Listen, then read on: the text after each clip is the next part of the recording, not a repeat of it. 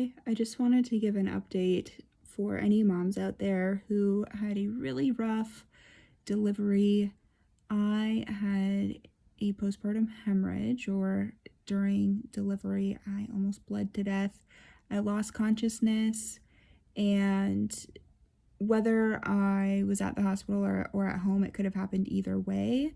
But in this case, I woke up in the middle of the night to contractions and that were already 2.5 minutes apart and strong. And I immediately called my midwife, and she came to my house with an RN, a registered nurse assistant, assisting her with my home birth. And there was a nuchal cord, meaning the cord was wrapped around the baby's neck. And in that moment, I decided I can push and all my fears come true of tearing and bleeding out and all that. Or I could risk the baby not getting enough oxygen. Now, that was my thinking at the time, and in hindsight, maybe I didn't need to make that choice, but there wasn't enough time to ask and think about it. It's just in the moment. I chose the baby, and so I chose to push, and the baby was able to be born with very minimal complications. The midwife unraveled him immediately, and he had the most minimal, like basically zero health problems. He was very healthy, and then his feet were slightly bluish, but that's fairly normal for babies in general, but more common with the nuchal cord. But for me, however, I knew the trade-off that I was making, and yes, I did tear and I did have a lot of blood. And I don't really want to get into more details in this video. I've made plenty of other details about that videos with details about that experience. But I did want to say I'm 7 months postpartum now, and I'm starting to be able to live life as I did before. I think, yes, I am a bit more tired.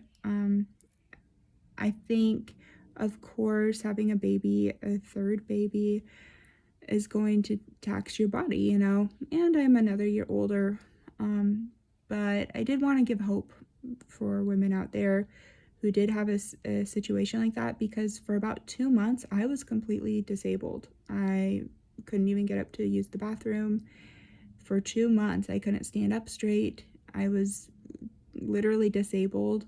I gained empathy and understanding and more compassion for people who are literally disabled, like who simply cannot. I simply could not get up and do basic things because I would lose consciousness. And for a long time, I dealt with a lot of guilt about not being able to take care of my kids and simply not being able to play with them.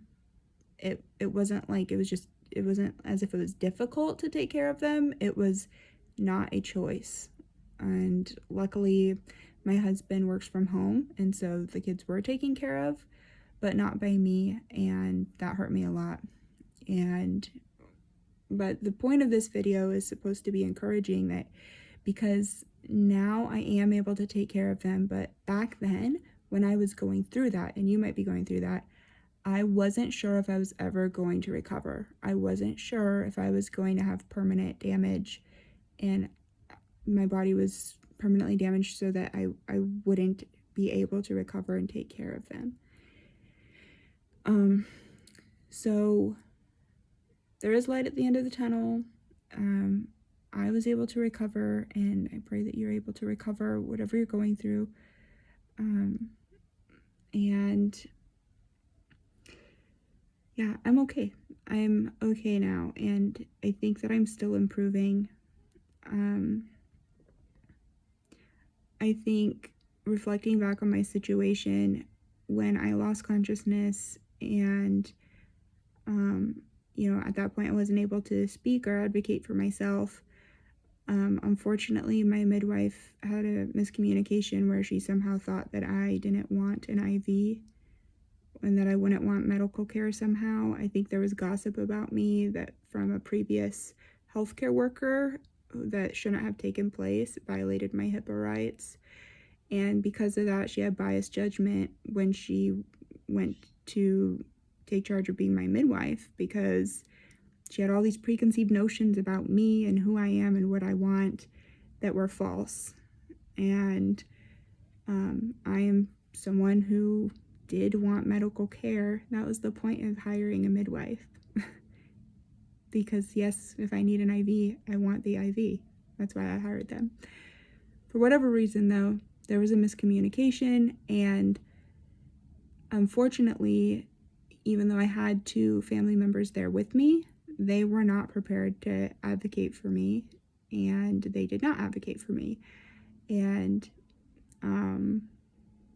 that's really impacted my trust with them.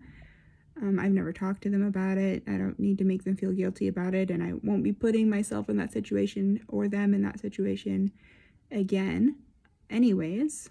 So I don't think I really need to have that discussion with them, but I think that it's really important whether you're giving birth at the hospital or not, because I've also given birth at the hospital and also had that result where I needed somebody to advocate for me, and that just didn't happen. A lot of people want to be independent and are independent and are very good at that and have never in their lives not been able to be there for themselves. But when you're giving birth, it might be the first time in your life where you simply can't. Not that you won't, or that it's difficult, or that you're afraid to, it's that you can't, because you might literally be unconscious. So you need somebody who will advocate for you and will make good decisions for you and will make them without hesitation and make them clear.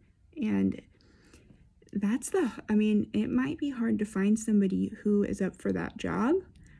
I've never hired a doula before, but that's something that I would consider if I was going to have another baby. For my particular situation, even though my home births have gone really well,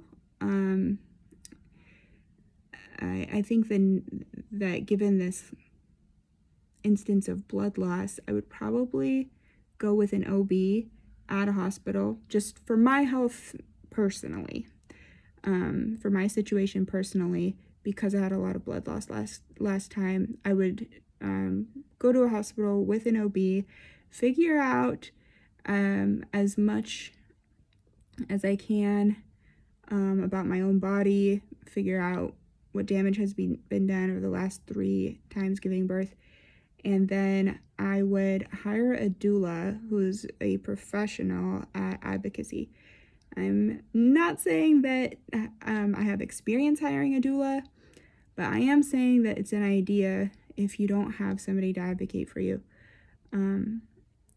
And so if you're about to give birth or considering getting pregnant, do consider adding that to your birth plan. Even if the family members or friends that you've chosen to advocate for you you think that they're very trustworthy, you might end up being surprised because you probably haven't seen them put to the test what they do when they're under pressure or in that situation. But maybe a professional doula would have more experience and be able to push a bit more, because when you're in that situation, most people haven't been the support person for a person delivering a baby ever in their life. This is their first time doing it, and they might not know what's normal or what to expect or how hard to push or what the boundaries are.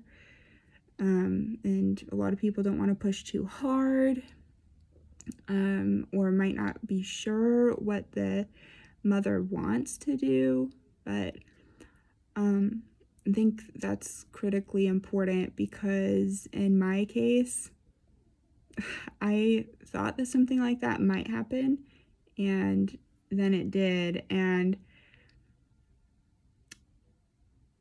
I'm not sure what I could have done to avoid that happening other than um, I was suspicious that there might have been inappropriate conversations going on. And when I was suspicious, instead of being embarrassed about bringing that up, I should have said, hey, just in case, because I know you guys know each other, I did fire that previous midwife, and whatever she is saying about me to you, whatever conversations are going on, I do not condone, and it's against my HIPAA rights, and I don't want you talking to each other. This is the whole reason I fired her, is because she was spreading incorrect information about me, about my refusal of care, they call it, and that refusal of care was not going to happen when I was delivering the baby. And that's a very dangerous rumor to start about somebody. Case in point, I ended up disabled for 2 months. So I'm still reflecting on it and still deciding what actions I should take, because that should not have happened to me. And that person who was saying those things about me was malicious. It wasn't just a misunderstanding or somebody being stupid. It was somebody being intentional, because she had a problem with me. And she's just, evil. There are evil people out there. And I recognized it, and I tried to get away. And her poison spread too far and wide for me to escape it. So I dread to think about that there's some woman out there right now, probably more than one, who's pregnant, and she's their midwife. Like, that person is somebody's midwife. I haven't given it much thought, I guess, because I have been dealing with having a newborn and being disabled and having like my own problems, my immediate problems that I need to take care of. But yeah, it's something that I should probably bring up to someone, some kind of board. I guess that's the other thing. I don't even know who I'm supposed to talk to. So I'll have to give that some more thought and be more generous with my time, so that I could probably save some other expectant mothers of going through some other sort of trauma, because somebody evil out there is working in the industry. A lot of evil people out there work in the industry of delivering babies. Not all, of course, but I know more than half, because I spent 5 days in labor with my first baby at a hospital, and I probably met all of the nursing and midwife staff at that hospital during those 5 days, because they work in shifts. And over the course of 5 days, I met a lot of different people, and easily more than half were plain